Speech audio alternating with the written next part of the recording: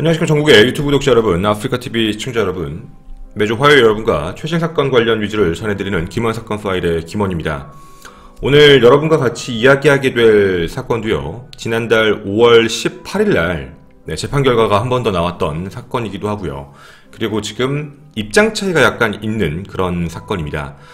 제목도 보시면 아시겠지만 계획성이 있는 건지 정말 우발적, 즉 우연성이 조금 들어가 있는 건지 오늘 여러분에게 좀 여쭤보고자 합니다. 이 방송을 보시는 아프리카TV 시청자 여러분도 마찬가지, 그리고 우리 유튜브 구독자 여러분께도 다시 한번 질문을 꼭 드리면서 출발하도록 하겠습니다. 여러분은 오늘 제가 말씀드리는 이 사건을 계획적이라고 보시는지 아니면 우발적이라고 보시는지 한번 봐주셨으면 좋겠습니다. 2018년 5월 18일입니다. 대전 고등법원 재형사 1부 재판이 한창 진행 중이었습니다. 그리고 이 재판장 안에는 저에게 제보를 주신 기자분이 한 분 계셨습니다. 그 안에는 모자로 보이는 한 여성과 한 남성이 앉아 있었던 거죠. 거기에 있는 한 여성은 자신이 뭔가 좀 많이 억울한 듯이 이런 얘기를 했다고 합니다. 설마 제가 남편을 죽이겠다고 10년 동안이나 준비했겠습니까? 저한테 뭐가 남는다고요? 그리고 그 사람은 저한테는 전 남편이에요. 현재 남편은 아닌데 제가 무슨 득이 있다고 그 사람을 죽이겠습니까? 이렇게 얘기하고 있었습니다. 그리고 거기에 한 아들로 보이는 한 남성도 억울한 듯 이렇게 이야기합니다. 설마 제가 제 아버지를 죽였겠습니까? 뭘 득이 있어서 제가 죽였겠습니까? 나쁜 마음은 있었지만 죽일 만큼은 아니었습니다. 우발적, 우연이었습니다. 우리가 지금 이 대화에서 한 가지 확실하게 알 수 있는 내용은 이들 모자입니다. 즉 엄마와 아들이죠. 남편이자 아버지인 한 남성을 죽인 겁니다. 그리고 이 재판 때에 현재 고등법원 제2심에 올라와 있던 사람이었던 거죠. 자, 이 사건은 작년으로 거슬러 올라갑니다. 2017년 6월 22일 오후 4시 19분에 119에 아주 긴급한 전화 한 통이 걸려오게 됩니다. 작년 나이 26세 아들 A씨라고 하겠습니다. 그 재판대에 있던 아들 A씨는 이런 이야기합니다. 여기 충남 서천군 장포리에 있는 어떤 바닷가 쪽인데 우리 아버지가 갑자기 숨을 안 쉽니다. 라고 다급한 신고 전화를 하게 됩니다. 당시 사건 현장에 있던 바로 장포리 쪽의 해변입니다. 당시 처음 전화를 받았던 119는요, 상황을 조금 다르게 판단을 하기 시작합니다. 왜 그랬냐면 119가 이 바닷가에 가기까지는 거리가 너무 먼데 사람이 지금 숨을 안 쉰다고 하니까 자기들이 가는 사이에 혹시라도 사망할 수 있다라는 문제 때문에 상황을 인지했던 119 구급대원들은 자신보다 더 빨리 갈 수 있는 주변 근처에 있는 해경에게 요청을 합니다. 그리고 가장 근처에 있던 보령 해양경찰서에게 같이 협조 요청을 하게 됐던 거죠. 충남 보령 해양경찰서는 곧바로 해경들이 출동을 하게 됩니다. 아주 빨리 갔던 거죠. 당시에 도착을 하자마자 현장에 쓰러져 있는 아들 A씨의 아버지, 돌아가신 58세의 아버지를 발견하게 됩니다. 아까 보셨던 사진의 갯바위인데요. 여기 지금 아까 보신 대로 되게 갯바위가 많았을 겁니다. 여긴 이 갯바위 위에 엎드린 채로 누워있는 한 구의 시신이 확인됐던 거죠. 일단 사람을 살려야 된다는 문제 때문에 곧바로 해경은 가슴을 열고 응급조치를 시작하려고 하는데 이미 어떠한 것도 있지 않았습니다. 즉 사망한 상태였습니다. 맥도 보고요, 확인을 다 해봤지만 이미 심정지가 온 상태였기 때문에 더 이상 어떤 것도 할 수 없었던 거죠. 그 이후 119가 오기 전에 해경은 먼저 주변 상황을 기록하기 시작합니다. 사건 현장에는 누가 있었냐면 첫 번째 사망한 58세 아버지, 그리고 전 부인이라고 칭할게요. 전 부인으로 부르는 53세 B씨, 그리고 아들 A씨, 그리고 한 명이 더 있었습니다. 바로 누구였냐면 전 부인의 친구입니다. 지인이죠. 친구 관계인 55세 한 여성분, 이렇게 4명이었습니다. 그리고 해경은 그들의 진술을 하나씩 듣고 있었습니다. 이런 얘기를 합니다. 같이 물놀이 하면서 잘 놀고 있었는데 물에 빠져서 이렇게 됐어요. 아니 그냥 갑자기 어느 순간 시야에서 사라져가지고 찾고 있었는데 여기 이렇게 누워서 몰랐어요. 물에 빠지신 거라서 찾고 있었어요. 갯바위 위에서 갑자기 미끄러지면서 빠지셨거든요. 이들의 진술입니다.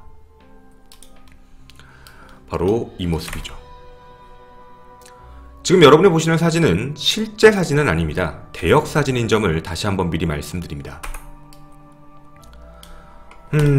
자, 여기까지 얘기를 다 들었습니다. 여러분에게 질문을 좀 던져보고 싶습니다. 이상하지 않습니까? 뭐가 조금 이상하다라는 생각이 드시는지는 모르겠지만, 첫 번째, 갯바위 위에서 사람이 사망했다. 우리가 모두 다 생각할 수 있는 부분입니다. 갯바위 위에서 있다가 물에 빠져서 사람이 사망했다? 서해 바다에서? 갯바위에 있는 수심이 그렇게 깊을까요? 여러분 혹시 서해 바다를 가보셨는지 모르겠습니다. 그렇게 깊진 않을 텐데.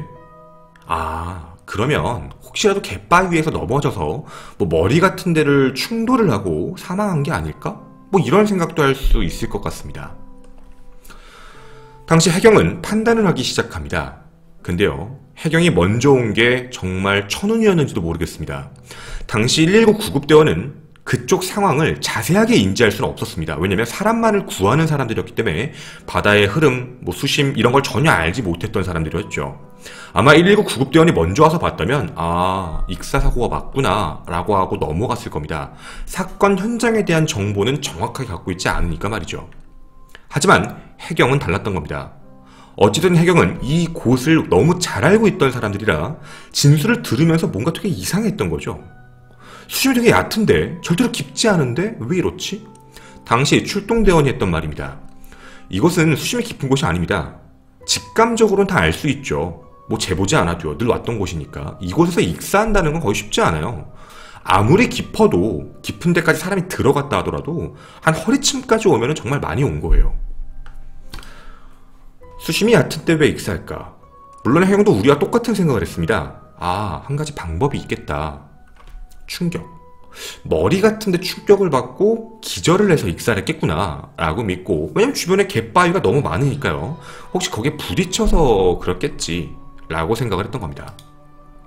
그런데요, 시신이 이상했습니다.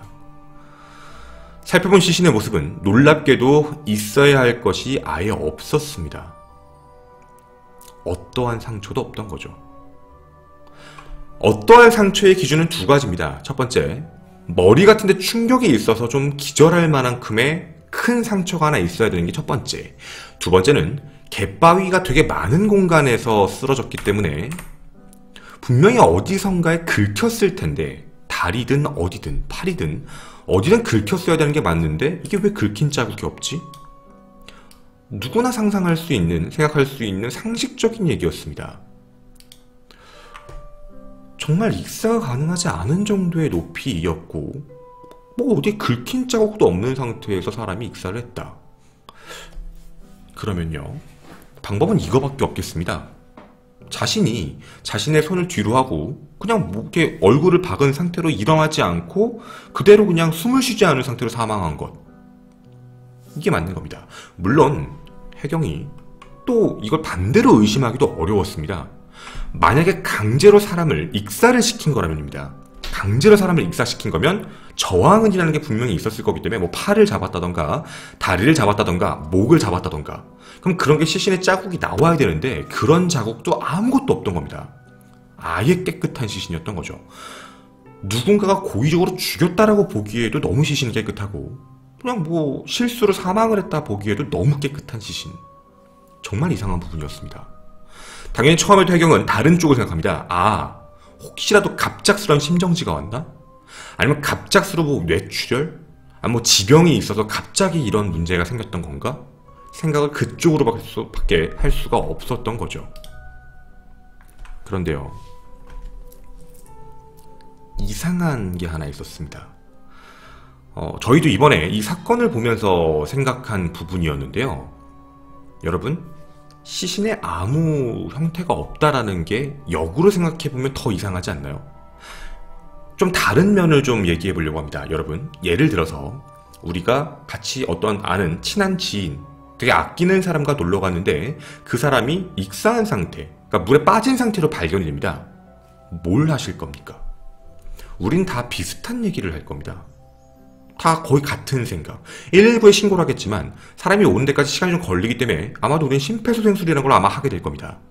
심폐소생술을 어떻게 하는지는 대부분 다 배우기도 하니까 목을 뒤로 제치고 기도를 확보한 뒤 불고 누를 때 아주 세게 누른다는 것도 아시죠? 대부분 익사사고가 났던 환자의 CPR이 들어갈 경우는 대부분 갈비뼈가 부러집니다. 갈비뼈도 부러지고 엄청나게 심한 멍이, 왜냐면 이제 점점 심정지가 오는 사람이기 때문에 다 멍이 듭니다. 그런데요, 이분은 그 흔적조차도 없습니다. 즉, 이 세 명은 자신의 아버지이자 남편이자 그리고 지인의 이제 남편인 사람이 눈앞에서 사망하고 있는데 119에 신고한 것 빼고는 어떠한 행동도 하지 않았다는 겁니다. 응급조치를 하지 않았죠. 물론 그때 당시엔 얘기가 나오지 않았지만 저희도 같이 사건을 조사하면서 상식적으로 생각해봤던 얘기였습니다. 왜 응급조치를 안 했다는 거지? 사람이 뭔가 지병이 있어서 기절하거나 지병이 있는 문제 때문에 쇼크가 왔다면 전화를 했을 때도 저희 아버지가 평상시에 좀 뭐 신장이 당뇨가 있으세요 뭐 이런 얘기라도 했으면 모르겠지만 그런 얘기도 없었다는 거 하나, 그리고 CPR도 하지 않았던 거 하나, 즉 적극적인 구조 행위는 아예 없었습니다. 당연히 그때 당시에는 위에 말씀드렸던 CPR에 대한 얘기는 없었지만 우리는 지금 이 부분을 의심할 수밖에 없습니다. 의심의 눈초리를 똑같이 했던 것도 해경이었습니다. 119 구급대원이었으면 그냥 넘어갔을 이야기. 하지만 해경은 달랐던 거죠. 해경은 계속 추궁합니다. 이상한데? 아니, 아무리 생각을 해봐도 몸에 난 상처가 없는데 어떻게 이렇게 사망해요? 진술 좀 다시 한번 해주세요. 진짜 부딪힌 거 맞아요? 라고 해서 계속 물어봅니다. 그러면서 같이 있던 지인 한 명입니다. 실제 사진입니다. 이 사진을 공개합니다. 당시에 같이 놀러갔던 전 부인의 친구, 그 사람이 사진 한 장을 보여줍니다. 우리 같이 놀았어요. 갯바위에서 미끄러져가지고 빠진 거예요. 라고 하면서 당시 촬영했던 물놀이 사진을 증거다 라고 하면서 제출합니다. 보시는 바와 같이 그렇게 깊은 곳은 아니었습니다. 지금 동그라미 쳐져 있는 곳이 바로 돌아가신 아버지입니다. 그리고 그 뒤에 있는 사람이 아들, 앞에 있는 분이 전 부인입니다. 하지만요, 이 사진은 다시 한 번의 힌트가 되었습니다. 정황이 너무 이상했다는 건 우리가 똑같이 알 수 있는 계기였거든요. 생각이 달라지는 것도 맞고요. 자, 우리 여기까지 좀 정리해 보겠습니다. 일단 첫 번째, 의심은 갑니다. 죽인 것 같은데? 그런데 죽였다고 보기에는 왜 몸에 저항은이 없지? 저항은이 없이 어떻게 사람을 죽이지? 이거예요. 근데 역으로 봤을 때 사람이 뭐 실수로 정말 사망했다라고 봐도 왜 상처가 없지? 그리고 왜 여기 있는 모든 유족, 이제 가족들은 왜 그걸 그냥 지켜만 봤지? 다 이상했던 겁니다. 당시 해경은 이분에 대한 직접적인 증거가 없기 때문에 바로 모의 실험을 시행했습니다. 아까 보셨던 사진이 모의 실험 사진이었습니다.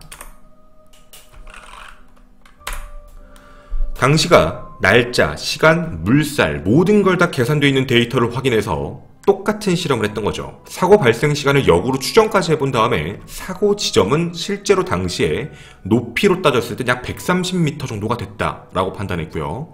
그리고 외부 물리 충격이 가해지거나 자살이 아니면 익사가 어렵다라는 결론을 냅니다. 그리고 부검 결과에서도 다른 문제가 아무것도 없었습니다. 익사였습니다. 즉 누군가가 떠밀어서 강제로 안에 넣은 게 아니면 절대로 사망할 수 없는 형태의 시신이었던 거죠. 그리고 한 가지 더 힌트를 찾게 됩니다. 시신이 발견된 위치는 잘못됐습니다.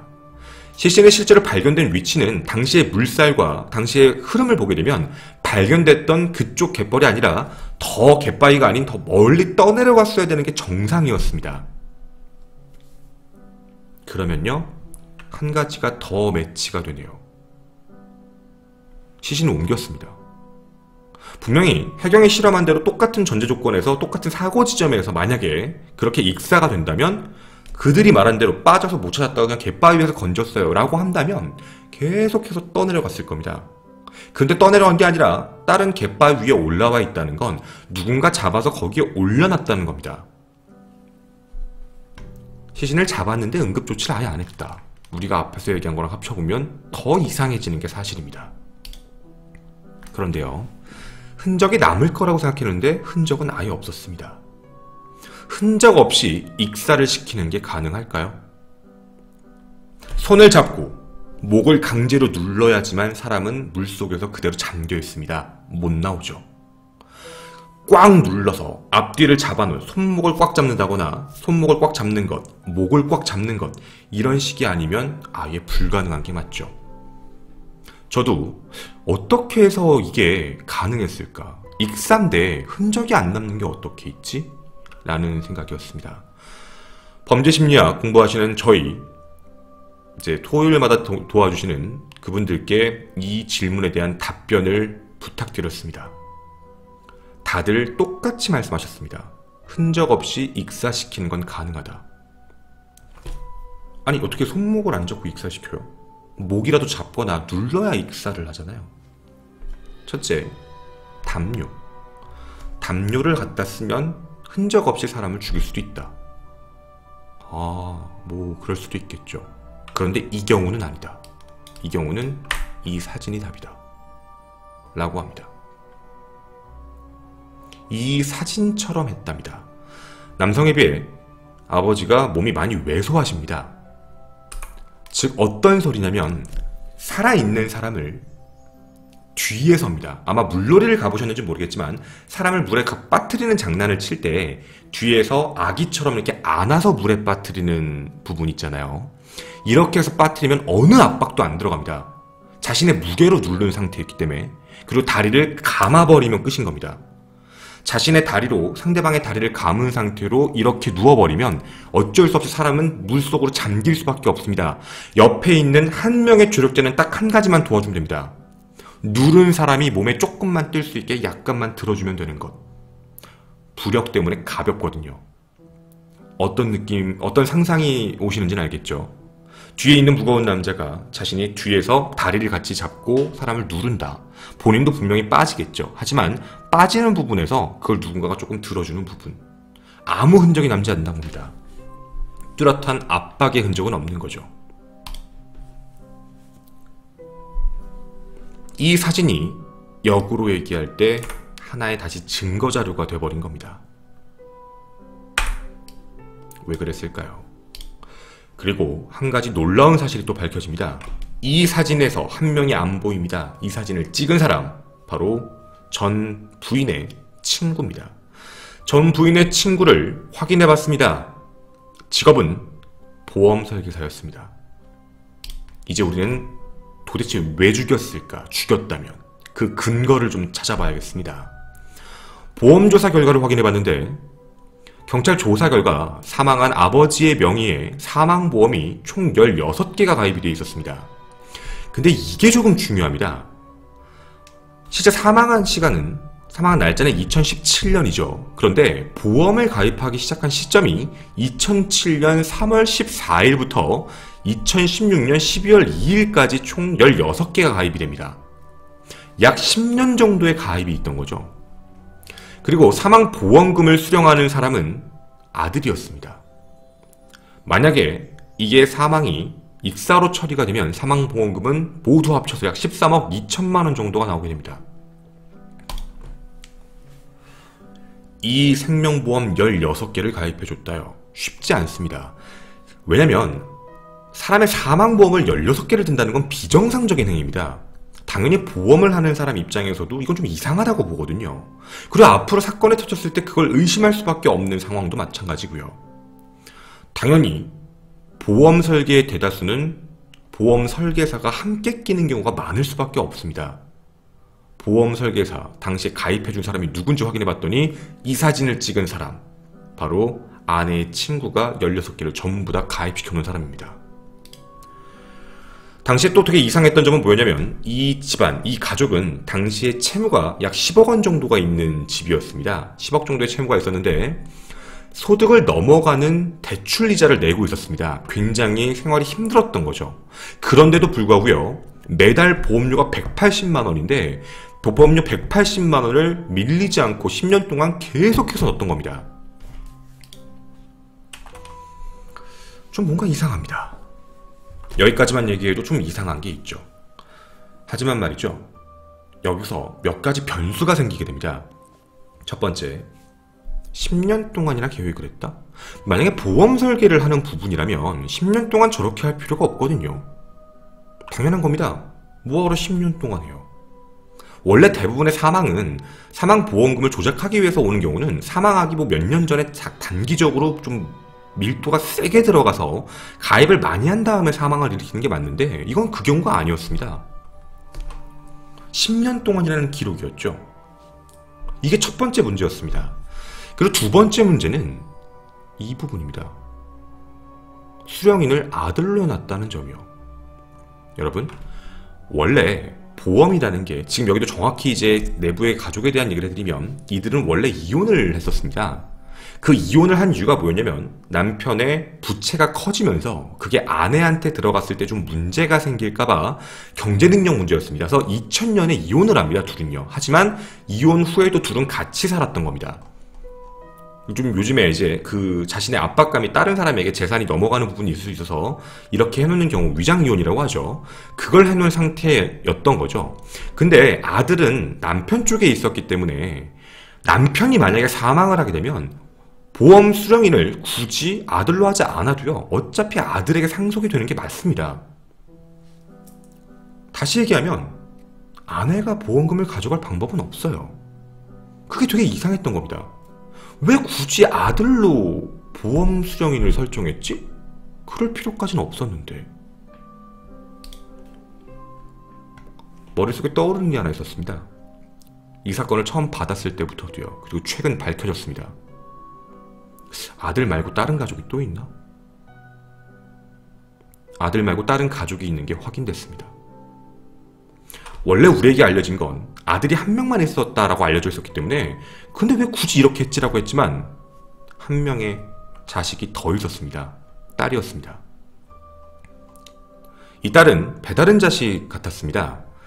이때 뭐가 조금 문제였냐면 이게 밝혀진 게 최근에 다른 기사에서 하나 밝혀졌거든요. 전주지법에서 한번 기사가 떴던 게 있습니다. 그래서 저도 기자분한테 받았는데 전주지법에서 나왔던 이제 보호관찰 아동학대 행위로요. 보호관찰 12개월 사회봉사 80시간을 받은 사람이 있었습니다.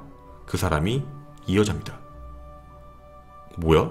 라고 확인해봤는데 이 모자에게는요. 18세 미만의 이제 청소년이죠. 청소년인 여성 이제 청소년이 한 명 있습니다.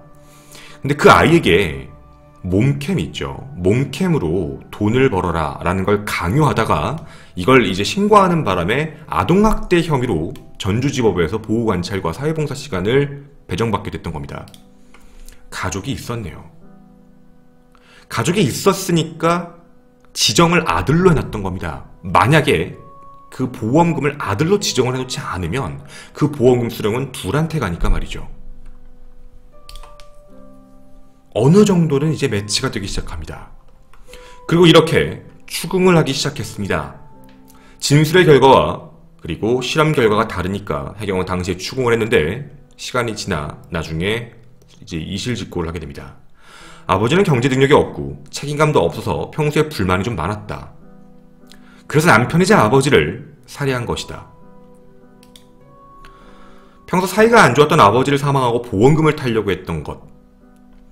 당시에 이제 위장이혼을 한 상태로 살고는 있었지만 사이는 되게 안 좋았다고 합니다. 2007년부터 몰래 사망보험을 들기 시작했고 그리고 2017년 6월 22일 같이 놀러가서 물놀이 중에 이렇게 진술합니다. 물놀이 중 아버지가 바닷물을 먹고 헛구역질을 하고 있어서 등을 두드리는 척을 하다가 아버지의 팔과 목덜미를 3분간 누르고 익살시켰다라고 얘기를 했습니다. 물론 거짓말입니다. 이렇게 얘기하고 미끄러진 것으로 위장했다라는 진술을 확보했지만 살해 방식은 잘못된 얘기였습니다. 결국 당시에 어머니와 그리고 이 모자지간은 존속살인과 사기 혐의로요 1심에서 징역 25년형을 선고받았습니다. 하지만 이때 당시에 바로 이들은 이 형벌이 너무 무겁다라고 얘기하면서 바로 항소를 했던 거죠. 그런데요, 항소한 이유가 조금 충격적이었습니다. 해경에 가서는 자백을 해놓고요, 법원에 가서는 이런 얘기를 합니다. 사이가 안 좋았던 것도 맞고 죽이고 싶었던 것도 맞지만 정말 죽이려고 한 건 아니에요.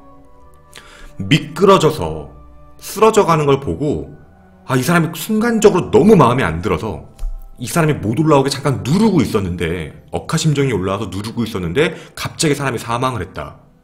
즉 나는 이 범죄 행위에 대해 계획을 한 게 아니다. 보험 사기는 아니다. 라고 법원에서 따지기 시작을 합니다. 순간적으로 나오는 우발적 감정 때문에 한 행위지, 보험을 하면서 쭉 시간을 끌어서 사람이 죽을 때까지 기다리면서 했던 것은 절대 아니다. 라고 얘기를 합니다. 그거에 대한 근거는 아까 말씀드렸던 2007년부터 10년 동안 보험에 들었다라는 부분. 사람을 죽일 거면 곧장 들고 곧장 죽이지 왜 10년 동안 보험금을 그렇게 많이 내고 저희가 죽이겠습니까? 라는 이야기를 하기 시작합니다. 하지만 2심 법원은 2018년 5월 18일 항소심 재판 원심과 똑같은 원심 확정으로 징역 25년형을 똑같이 선고합니다. 피고인들이 우발적이라고 하지만 미리 준비한 게 너무 티가 난다라는 이유였습니다. 근데 조금 마음에 걸리는 게 있었습니다. 계획살인을 인정을 안 했습니다. 제대로요. 분명히 우발적이라고는 하는데 우발적보다는 계획 쪽에 가깝지만 그 계획성이 10년 동안 있거나 그렇게 길게 된 것 같진 않다 정도가 재판부의 입장입니다. 이걸 오늘 여러분과 이 컨텐츠를 하는 이유 중에 하나는 뭐냐면 아마 또 항소를 할 겁니다. 항소를 해서 어제 대법원까지 올라가게 될 것 같은데요. 이들은 지금 생각하는 게 단 한 가지입니다. 자기들의 계획살인이 정확하게 인정이 안 됐습니다. 법원에서 말이죠. 법원도 그게 되게 이상했던 겁니다. 10년 동안이나 해놓고 사람을 갑자기 죽인다? 그것도 좀 그렇고. 그리고 왜 갑자기 쓸데없이 2000년에 이혼해놓고 2007년까지 잘 살고 있고 왜 이렇게 오래 잘 살고 있다가 갑자기 이랬을까? 그리고 물놀이를 잘 놀러 갔다가 왜 그랬을까? 피해 나가려고 합니다.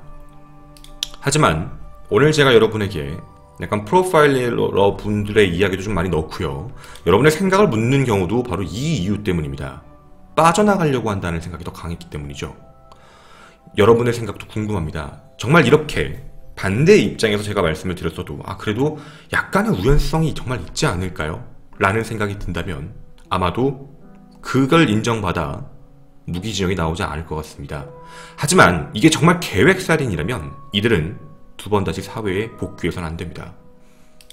아무리 본인들이 마음에 들지 않았고 싫어했던 사람이라 하더라도 너무 철저하게 계획적으로 사람을 이용하고 죽였다는 문제 때문이죠. 김원사건 파일의 김원이었습니다. 여러분의 생각 기다리고 있겠습니다. 감사합니다.